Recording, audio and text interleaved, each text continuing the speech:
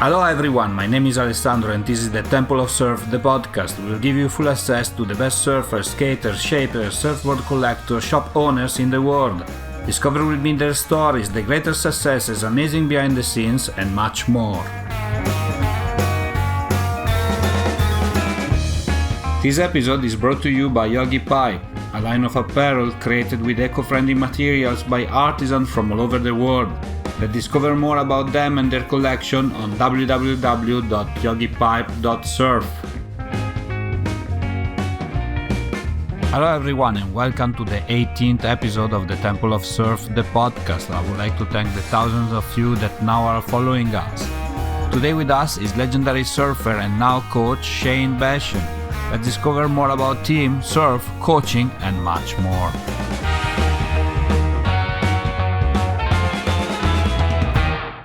Hi Shane and welcome to the show. Where are you today? I'm in Hawaii, North Shore of Oahu.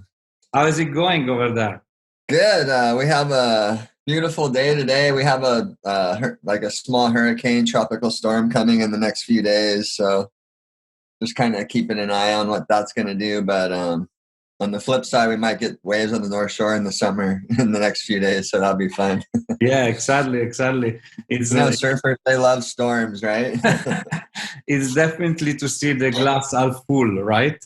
Mm-hmm. There is always a good opportunity in this. Today we're going to talk about you coaching, surfing, your future projects, and more. But the first question that I have for you is, in your opinion, what is the most important thing in surfing? Fun.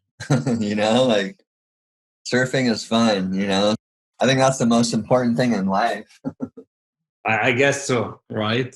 Yeah, having fun, man. Like, this is such a short life and we only have so much time here on earth, and everything we do, you must enjoy it, so yeah, I think that's the most important thing in anything you choose to do that you like. You're having fun at it and you love to do it, and when you're done you have you feel better, you feel good, you feel healthy, happy. Definitely. So giving importance to every single day, right? So yes, definitely very, very important. I agree totally with you. Do you remember your first surfboard? And you still have it? Yeah, I actually do. Nice. The first surfboard, wood. Amazing. Single tone. My dad made it with the shaper out of wood. Who shaped that? My dad. My dad's a general contractor, a wood builder. Nice. And a friend of his was a shaper, and they made that. It was my first board when I was like 8 years old, 8 or 9. It's amazing memory. It doesn't happen like... I ask this because most of the people, they say I wish I had still my first surfboard, and that was like cute, also cool to see it, right? Yeah. It's I'm working on a new home right now. I'm gonna put that up on the wall because it was the beginning of all of this. Yes, definitely. And you at 8 years old, maybe your father would have imagine that you were becoming like a US champion maybe at that time. Yeah, I don't know. Probably not back then. Wow, that was a good one. If we have to go through your career as a surfer, in your opinion, what was the defining moment of your career? I don't know. It's interesting when you have a career and then look back on it, to me, it was less about like the wins and, winning contests, and more about having good moments and heats and different times, so, but, obviously the year I got second in the world and almost won the world title was probably one of the highlights of my career. But then, different wins and different heats, like the surfing Kira and G-Land and places like that were incredible. And honestly, just, the brotherhood of myself and my friends, Derek Ho, I traveled with, he just passed away. And that brotherhood of, everyone that you did the tour with is something really special too, so. And then honestly, one of the coolest things about my surf career and being able to be a pro surfer was it allowed me a lot of free time to spend with my kids, I see so many dads that have to work all day and, only see their kids at night or, this or that. And like, my kids traveled the world with me, and I got to spend so much time with my two sons, Noah and Coda. And that's just priceless, like we had so much fun together and we're super good friends now that they're older. And yeah, we just had they had an incredible childhood, and we had so much fun. So looking back on my career, that was one of the coolest things. And also moving to Hawaii and being able to watch my sons, get born and raised in Hawaii and the life they had here was just incredible, so healthy and good friends and living in the ocean and Mother Nature. And yeah, that was just probably the biggest bonus of being a professional surfer. Yeah, and definitely family is so important. I'm a father as well of two young kids, and I understand that you don't want to move away and go on tour and for like 1 year, and you're gonna lose, right? You're gonna lose that life we were talking about before. That is totally.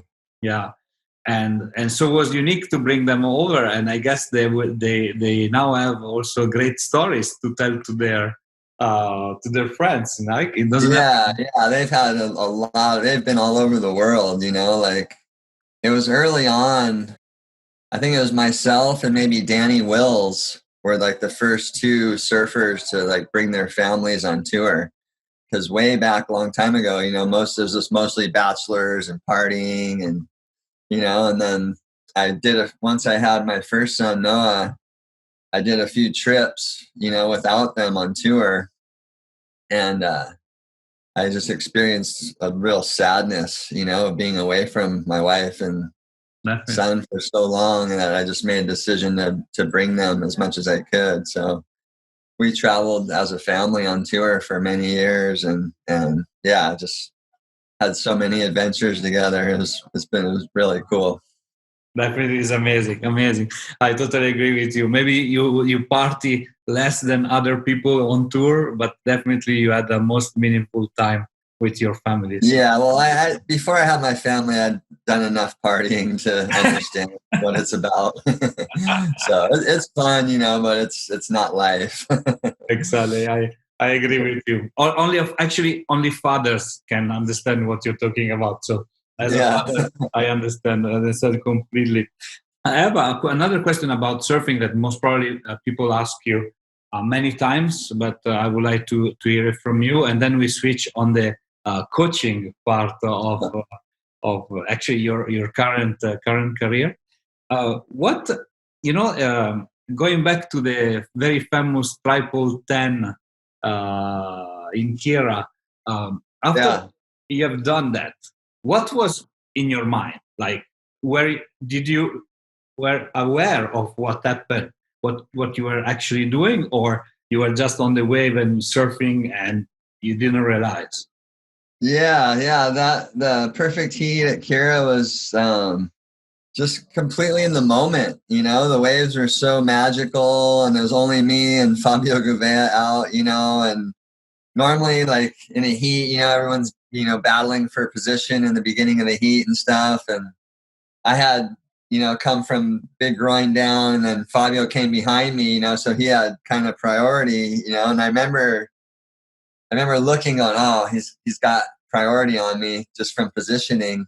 And then I remember looking out at the ocean and seeing this like 6 or 7 lines, and I remember just thinking like, oh, no problem. There's plenty of waves coming. So, I was just being in the moment. And, like afterwards, it's funny because back then there was no social media or anything, so this world record happened, and I maybe did an interview or something on the beach, and then I was gone, and and it was just like whatever, people heard about it, and but it just wasn't like the huge event that it'd probably be today, like with social media and everything. There's just a small tent on the beach at Kira. And, but I guess now people are asking you, right, all the time. Yeah.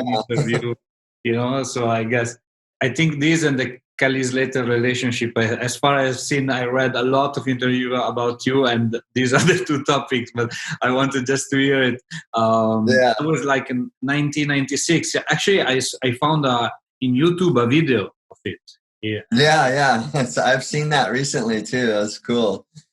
Yeah, it was 96, and that was the year I got second to Kelly. Yeah, but it's amazing that at least one video is available, right? It's Yeah, no, I'm stoked. Someday I want to do like a life story documentary. Yeah, and I'll definitely talk about that. definitely. I look forward to that. And then, okay, the career as a surfer, I guess, fades away with the age, right? And you start to become like a coach, right? Yeah. And what is the most important thing in coaching, in your opinion? The most important thing in coaching, what I've learned, is the person you're coaching wanting information, like truly wanting to learn and get better. That's the most important thing. Otherwise, it's just kind of wasting everyone's time, really. The most important thing is the engagement from the athlete, because I can have the best information in the world for you, but if you don't really want it, then you're not going to accept it and integrate it into what you're doing, So I've really learned that, coaching is really you can only get so much out of coaching as what the athlete wants, So yeah, it's just kind of, that's how it goes. When you decided that coaching was like an option for you? A friend of mine named Sean Hayes was just starting to work for Red Bull, and they're just starting their performance program. And he approached me and asked me to come have an interview. And I went up to Red Bull and met with Andy Walsh at the time. He was the head of performance, and gave him some of my ideas and stuff. And he really liked it. And next thing you know, I was working for Red Bull and doing a lot of coaching with their top athletes and top juniors. So today, who are your clients as a coach? Professional surfers, or? Yeah, still mostly Red Bull athletes, but then on the side, I've been opening up coaching sessions, So last summer in California, I did some coaching sessions, and a bunch of just recreational surfers signed up just to get better, which is really fun. They're just free surfers, guys that just like to surf and just wanted to get better. And so that was cool working with them, because they just, were all super stoked on the information. And actually, like, the recreational surfer has the most to gain, because like surfing technique, there's just a few small things that if you change or do right, it'll help your surfing tremendously, So a lot of recreational surfers have habits that they do that they don't know that they do, So when you point it out and show them, they go, "Oh," like, it's like, "Oh yeah, you just change that one thing and you'll get 30% better," So that was fun. And then, yeah, I do some freelance coaching, but then mostly Red Bull performance. So basically, you open a new world for for these surfers that came to you, and then they were able to improve the surf by 30% in one shot. Yeah, yeah, totally. Definitely, you made their day, right? Or their investment was well paid off. Yeah, that's the thing with surfing technique. Little movement, little adjustments can make big differences. Definitely. And so, what's next for you? What are I know that you have a lot of plans, like between coaching, wave pools. What's next? Yeah, so for me, the wave pool thing is huge. I think this is going to be a huge industry, and I'm involved as a consultant. I do some consulting for wave pool projects. Like, I'm consulting for Desert Surf. It's a wave pool project in Palm Springs that is being worked on right now. It's going to have wave garden technology. And then I'm working on a project here in Hawaii, and I've been working with the City Wave, standing wave technology. Have you guys seen that at all? It's like a river wave. It's like a deep water river wave. Yeah, I think I saw a post in Instagram, right? Yeah. I did a post recently of me doing like a carve on it or something. But that's a really fun, like, deep water standing wave. We can ride real surfboards. And then I'm working with another company also in designing some new technology as well. So that's to be announced pretty soon. We keep the secret. Yeah, I mean, between coaching and the wave pools, I mean, I really believe the wave pool industry is going to be big someday, just because, I mean, if you look at the ski industry, it's a massive industry and they need snow, where surf parks don't need snow, they just need decent weather and people can wear wetsuits or whatever and they'll surf year round. So yeah, I think it's going to become a surf like resort industry, kind of just like the ski resorts. Yeah, and definitely technology, it can evolve very fast, and makes. I was reading about wave pool from the ecological point of view, like the footprint and how to avoid the waste of the water, and yeah, I think there is still a lot of progresses to be made, right? Yeah, no, technology will just continue to make it easier and cheaper to produce waves, I think. And then also, there'll be greener options for filters and recapturing water. And honestly, like the project in Palm Springs, the Desert Surf Project, they basically calculated because they have a golf course and a surf pool. And they basically calculated that just one or two of the holes on the golf course would use as much water as the whole surf pool. Oh my God. Oh. In a year, so, and there's golf courses all over the world, so there's definitely, I don't think it's as taxing as people think, when they start thinking of it in that terms, like, oh, there's 18-hole golf courses all over the world and a wave pool only needs one or two of those holes, to keep it green. We're going to finish our interview with a short Q&A session. So please answer the first thing that comes up to your mind, okay? The best surfboard that you ever ridden? Gosh, I think the boards I have now are probably the best boards. I'm riding a Scorpion from Lost Surfboards, okay. A 4-fin, and it has kind of a low entry, little bit of ear, and a nice tail rocker. So yeah, boards have gotten a lot better. Yeah, boards are much easier to ride these days than when I was a kid. Definitely, I guess so. Who's your favorite shaper? Probably Mayhem. And who is your favorite surfer? Oh, I like watching a lot of the guys these days. I would, right off the top of my head, I would say John, Dane. Especially in the contest, I love watching Felipe. And then even my older son, Noah, he's been surfing really good. I love watching him surf too. And I mean, there's a lot of kids that, there's a lot of great surfers out there these days. It's really fun to watch. Definitely. A lot of fun, a lot of maneuvers and very exciting. Yeah. Yeah, definitely. Personal question, your favorite song? Oh, that's a hard one. I have so many favorite songs. Or artist? Well, the one song that's like me and my wife's song is Leather and Lace from Stevie Nicks. Okay. That's like you and your wife favorite. So Miss is yeah, that's our song. Cool. Favorite surf spot? Ooh, Backdoor, definitely. Yeah. And the last question has nothing to do with surf or coaching, but since we talk about family, we ask everybody this question, but I want to know your best relationship advice.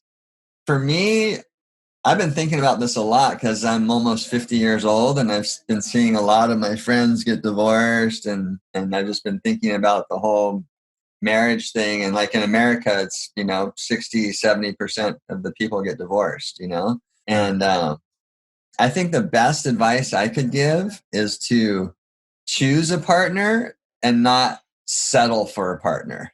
What do you mean exactly?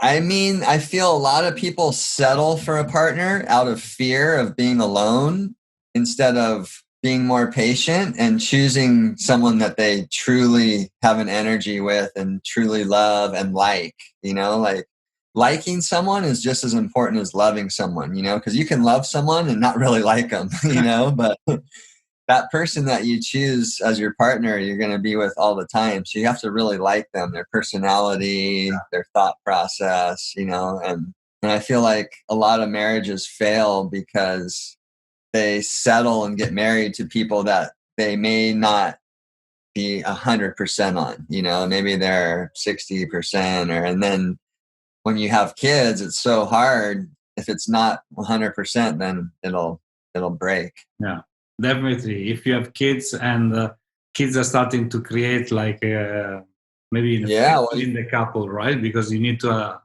No sleep, you have less sex, all these things that you have to deal with to keep this nice. And a lot of people think like their relationship is okay, and then they think, oh, I'll have a kid and it'll make it better, but it makes it worse.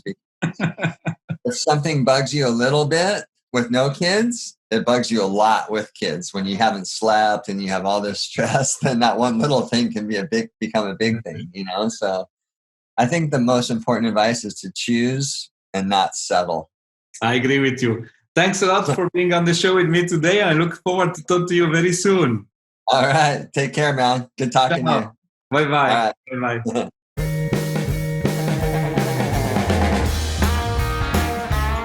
Hi, it's me again. I hope you enjoyed our today's episode. If you want to know more about us, please follow www.templeofsurf.com and all our social media. Mahalo!